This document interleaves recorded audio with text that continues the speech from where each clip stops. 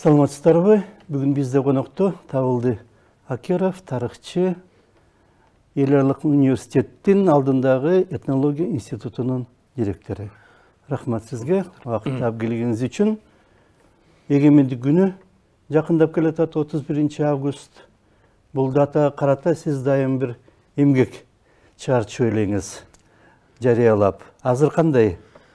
Ооба, мен көпчүлүк учурунда мынау Кыргызстан азыр эгемендүү өлкө болгондон кийин тарыхты кайра жаңы караш керек деп, анан мүмкүн болушунча ушу эгемендик күнгө карата бир китеп же макала дайындаганга аракет кылам.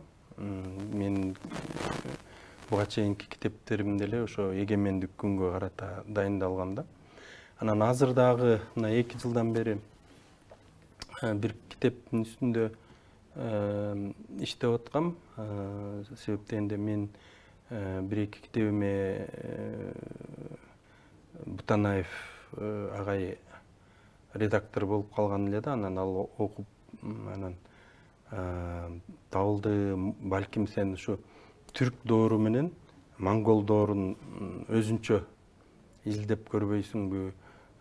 Кыргыздар түрк жана монгол доорлорунда деген темада изилдеп көрбөйсүңбү деген. Анан ошондон баштап мынакей изилдеп бүгүн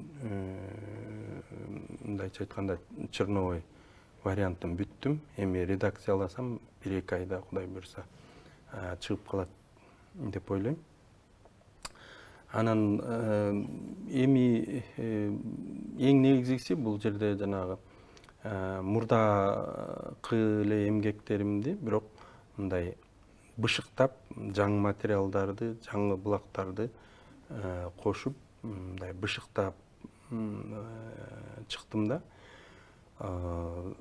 Анан баягы кыргыздар кайсы жерде жашаган, мисалы үчүн Енисейдеби же Тянь-Шандабы деп мына азыр чоң пайда болгондон бери аябай көп талкуу болуп атпайбы?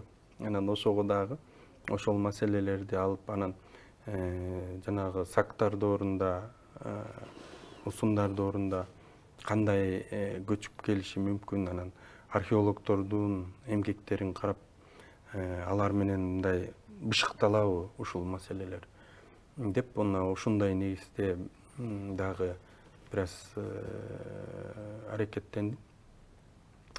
Анан эми калганы жанагындай Энисей кыргыздардын тарыхы, Батыш түрк каганаты, Караханилер каганаты, ошол жерде кыргыздар болгонбу, болгон эмеспи, мына ушул маселелердин баарын тең дагы бир сыйра карап, бышыктап чыктым. Анан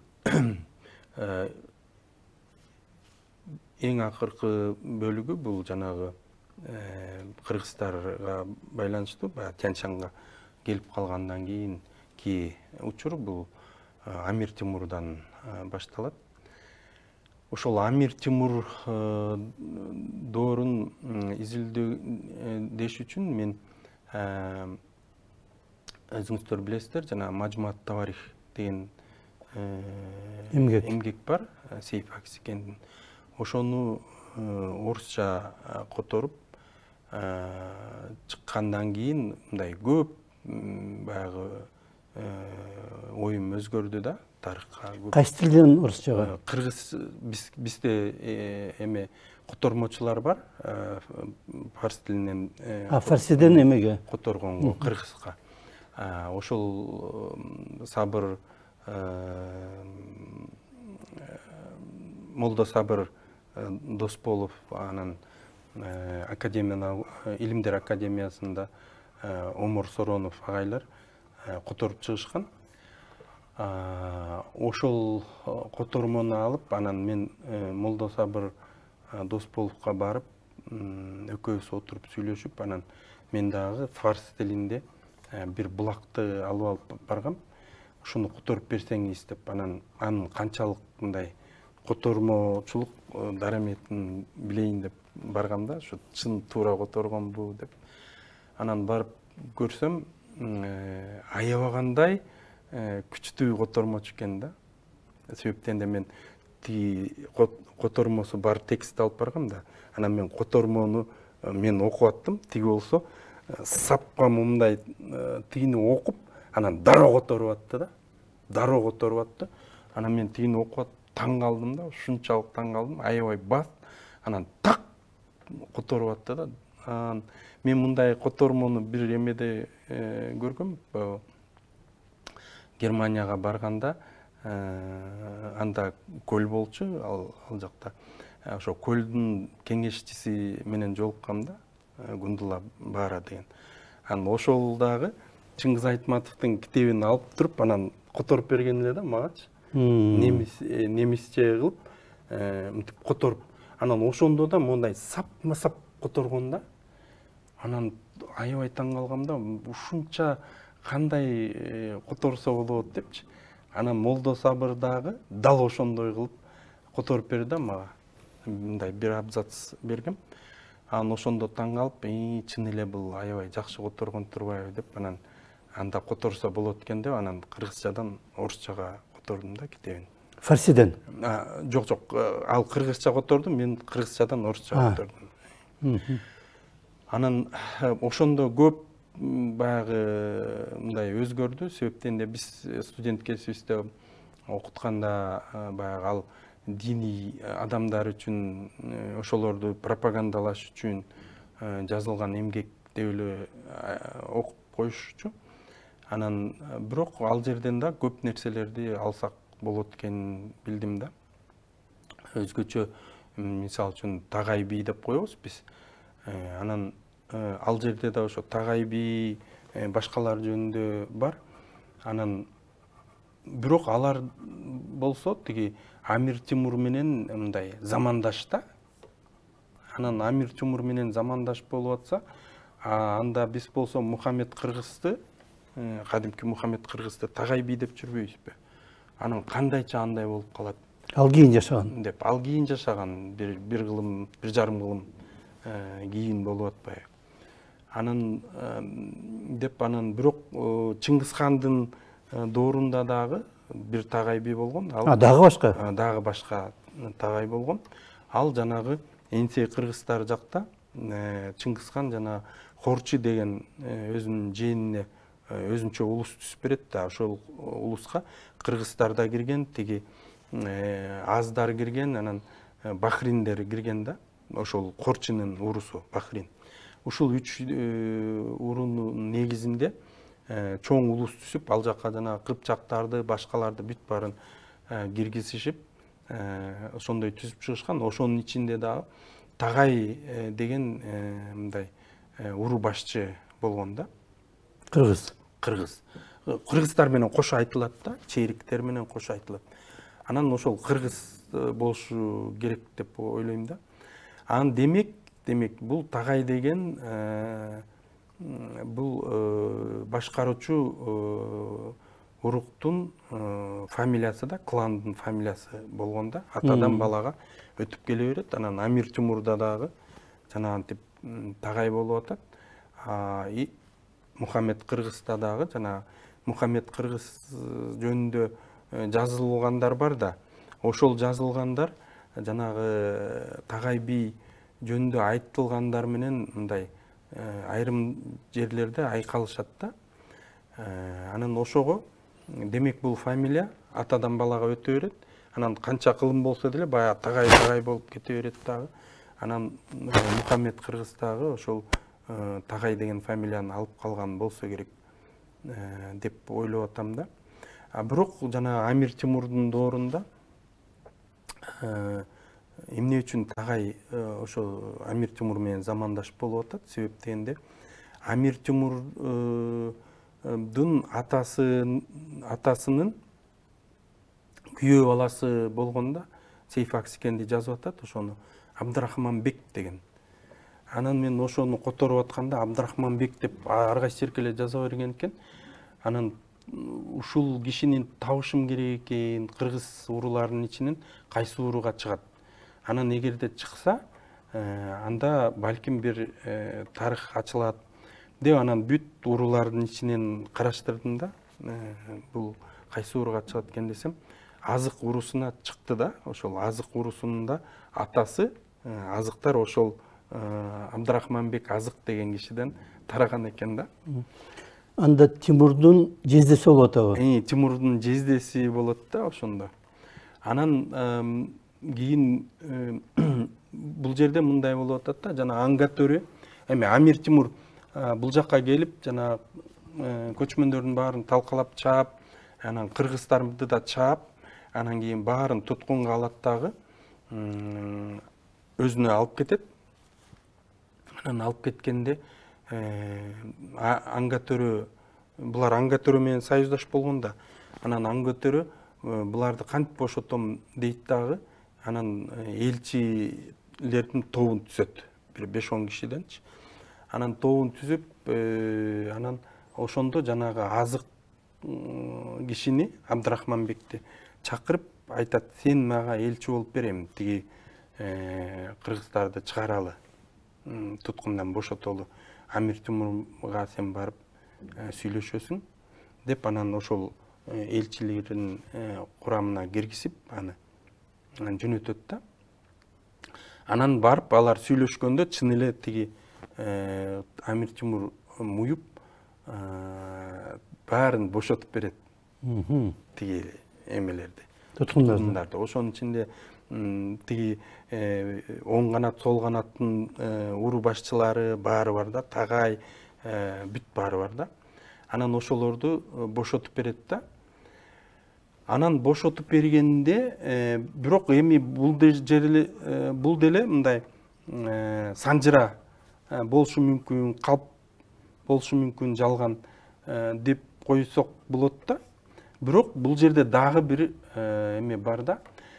Мисалы үчүн Анга төрө чериктердин башында туруп, анан жанагы улуусун түзүп атпайбы өзүнүн. Анын ичинде кыргыздар баары бар. Анан азыкка жанагы Абдрахманбекке тиги Амир Тимурга жибериш үчүн, посол кылып, элчи кылып жибериш үчүн өзүнүн кызын Анга төрө Абдрахманбектин Абдрайымбек деген баласына күйөөгө берет да. Экөө кудалашып тур, анан тигини куда кылып Амир Тимурга жиберген да.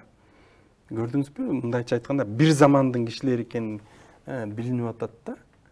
Анан ошондой болуп экөө кудалашкандан кийин, демек азык уруусу дагы жанагы эмеге Анга төрөнүн улуусуна кирди болуп эсептелип атпайбы? Көрдүңүзбү?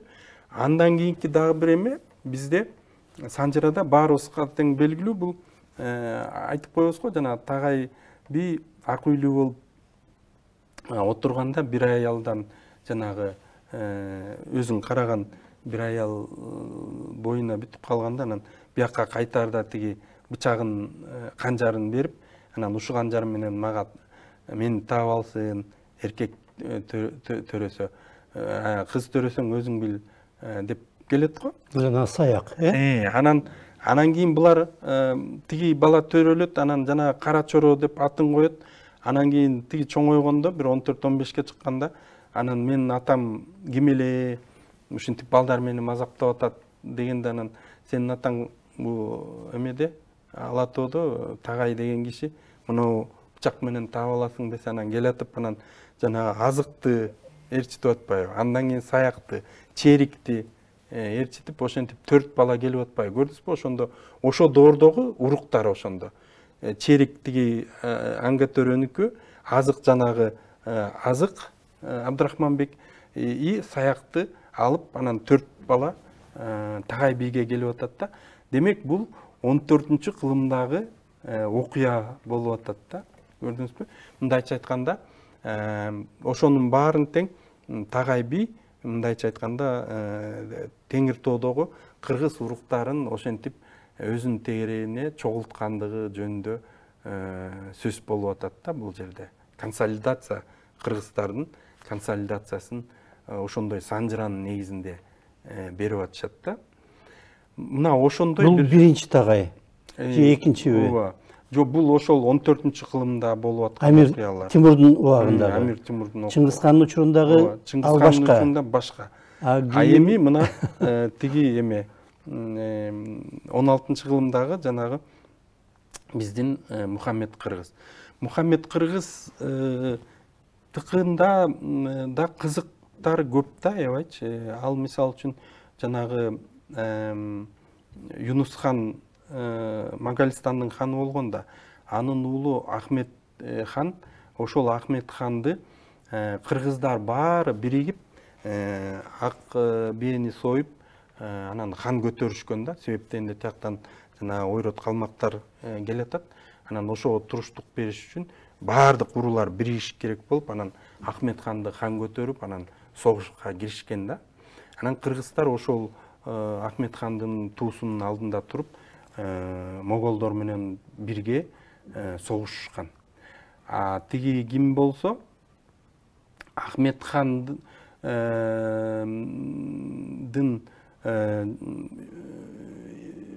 бир эмеси, карындашы, ошондо жанагы Амир Тимурдун небереси, чөбөрөсү Амир Шейхке чыкканда, Амир Шейхке чыгып, анан булар ошондо таяке жыйын болуп калган, Тимуриттер мененчи.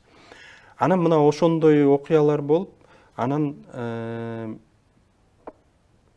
кийин булар согушуп, кыргыздар менен моголдор согушуп жүрүп, билишсе керек да, ушу Ахмет хан ошо согушта бир кандайдыр бир ооругабы, чалдыкканбы, айтыр өлөрүн билишсе керек да. Анан билишип, согуш бүткөндөн кийин баары кайтып келишет. Кайтып келгенден кийин эле кыргыздар жанагындай кылып Сейфи Акскенди жанагы санжыраны жазып атат да.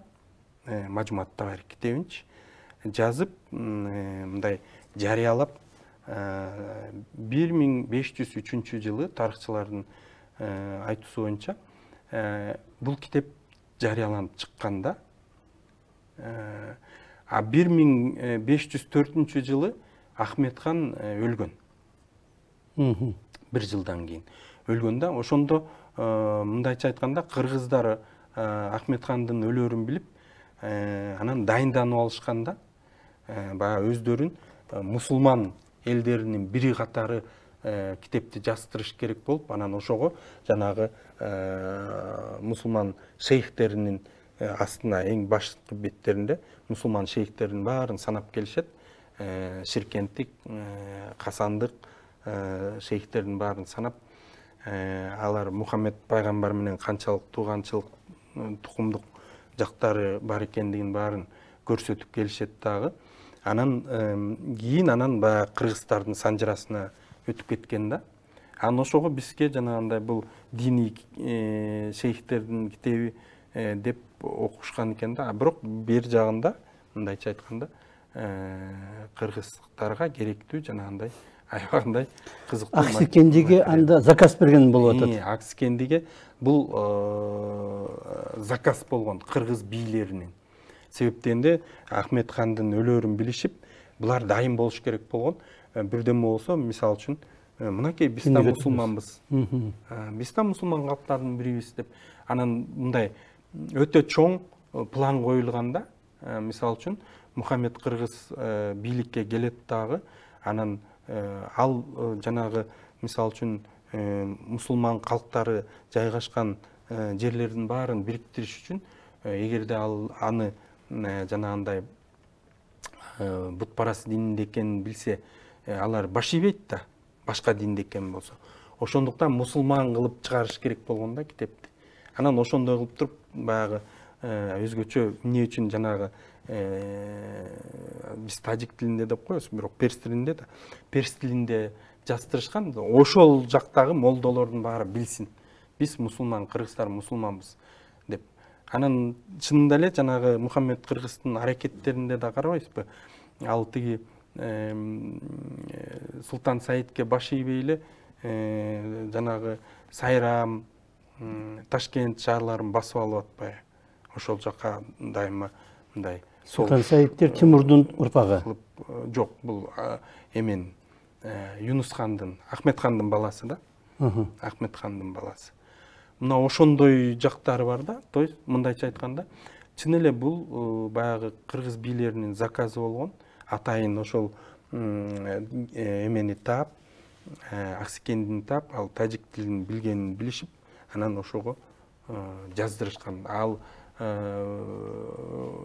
Аксекенди ошол тажиктер менен чогуу жашаган кыргыз урусунан болушу мүмкүн да. Себеп дегенде Аксекендинин өзүнүн маалыматы боюнча жанагы Абдрахманбек Азык ошол Ферганадагы Аксы шаарынын башчысы болгон да. Аксы шаарынын башчысы болсо, Аксекенди ошо шаардан болуп атпайбы? Бири-бирин тааныйт да булар.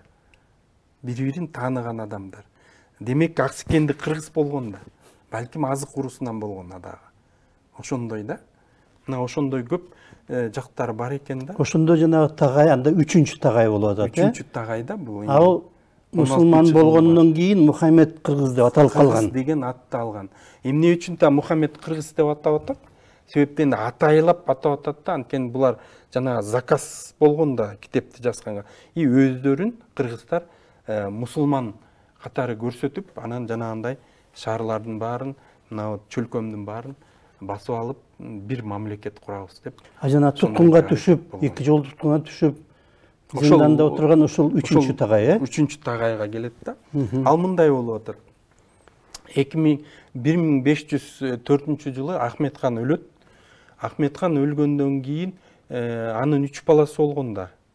Мансур хан, Халил, анан Султан Саид. Анан үчөө бийлик талашып урушушат.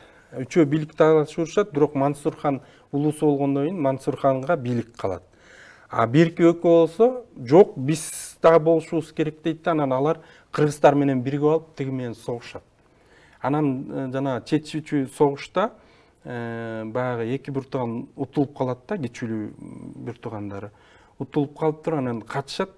Султан Халил Ферганага качат, бирок аны ошол жактагы эмирлер кармап туруп, Сырдарияга семьясы тукуму менен бүт баарын чөктүрүп, өлтүрүп коюшкан. Анткени Мансурдан коркушат да. А Султан Саид болсо, дервиштин кийимин кийип алып, эмеге Афганистанга, Бабурга кетип калган. Бабурга барып, ошол Бабур менен туруп калат. Ошол кезде анан жанагы Бабурдун оң канатын башкарган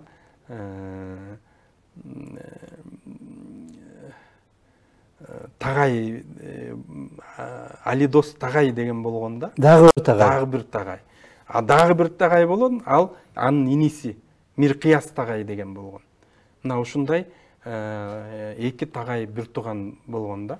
Бабурга кызмат кылган. Бабурга кызмат кылып, Бабурдун оң канатын башкарып, анан кушчу титулунда болгон да. Ошо Бабурдун балким жана кушун карап нетсе керек, ошондуктан кушчу деген титулунда болгон, кызматта болгон. Анан мына ошол Алидос Тагай дагы бул жерден кетип эмеге Афганистанга барат, Бабурга. Анан ошол 3 киши ошол жактан отуруп алып сүйлөшүшкөн да. Мындайча айтканда план түзүшкөн. Себептен Бабурга жанагы Индияны басып алыш керек болгон. Ал Индияга Бабур ал кезде Кабулда.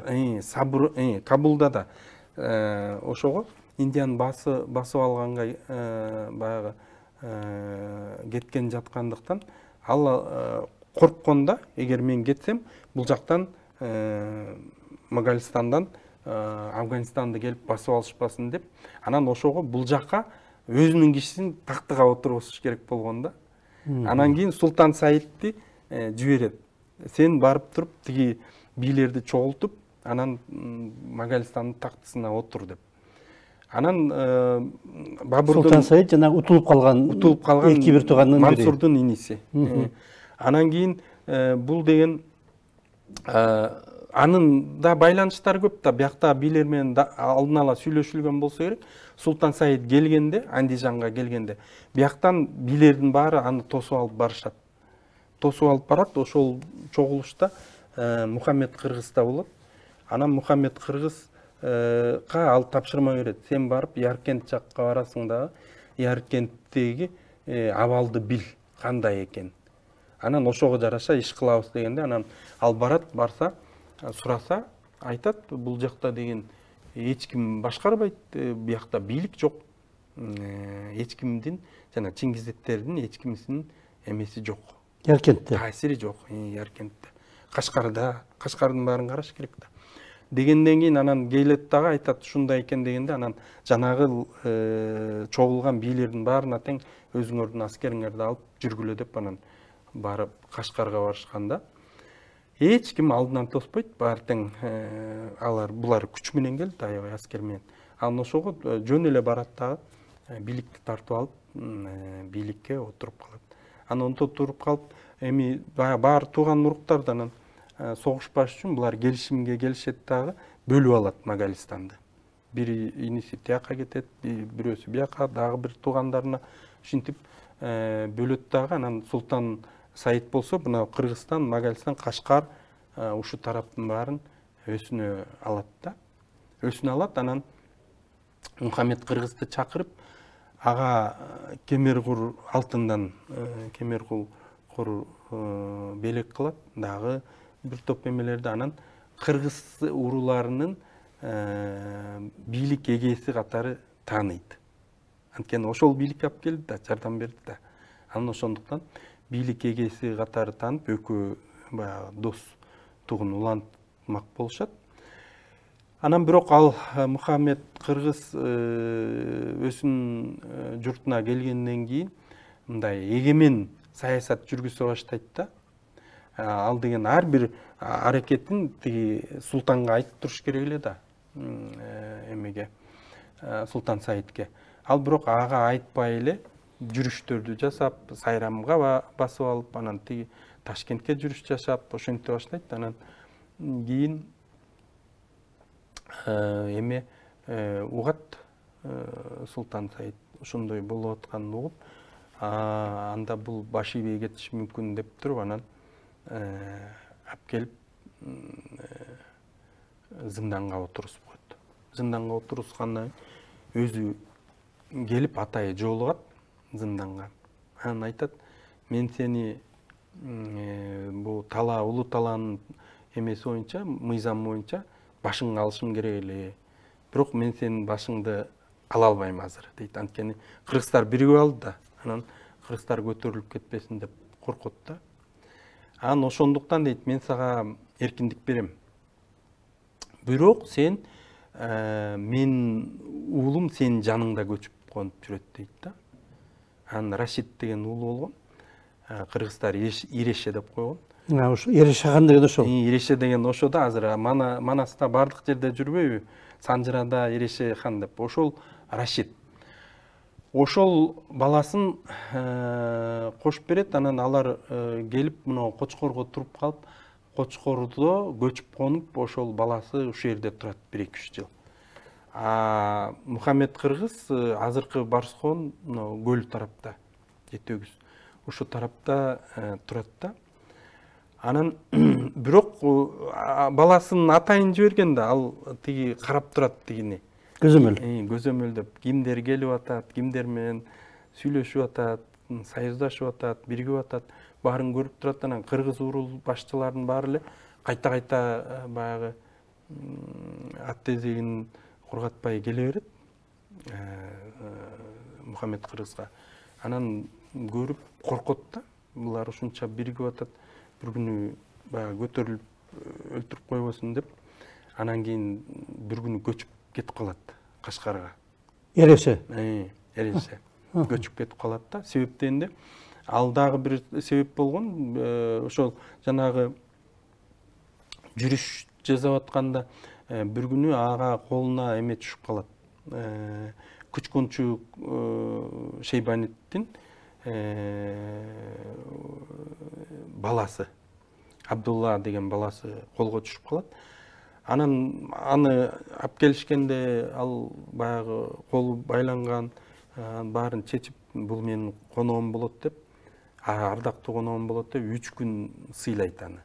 3 күн сыйлап, анан ага чапан эми Ханзада да бар.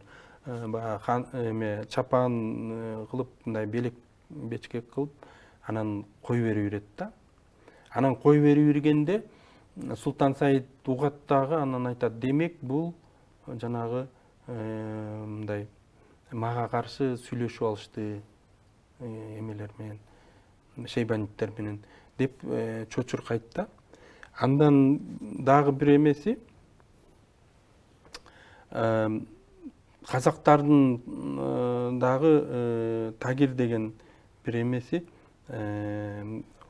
Мухаммед Кыргыз көчкөн жакка жакыныраак көчүп, экөө дагы бир топко чейин бири-бирине киришип, ушундай коңшу туруп калышат да.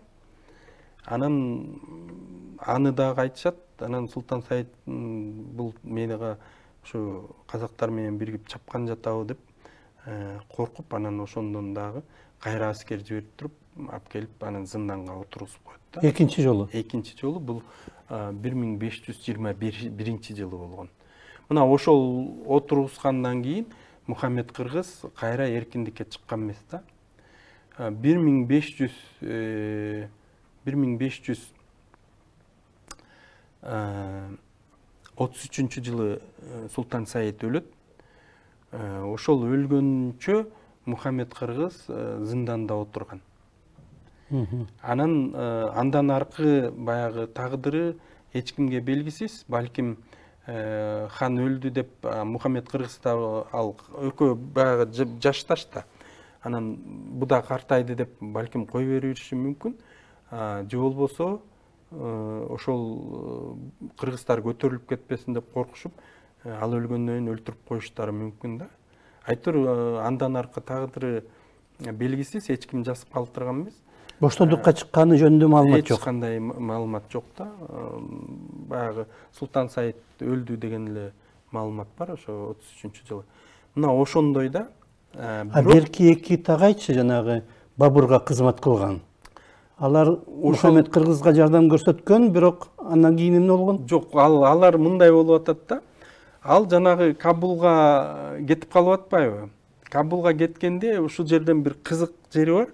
Кабулга кеткенде жанагы Султан Саидти жиберип атпайбы Андижанга? Андижанга жибергенде тигил Али Дос Тагай дагы келген Магалистанга.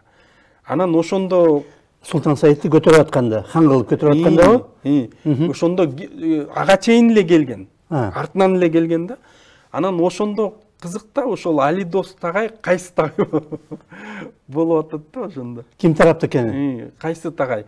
Же балким ошол Мухаммед Кыргыз болуп калып атабы? Ушундай да.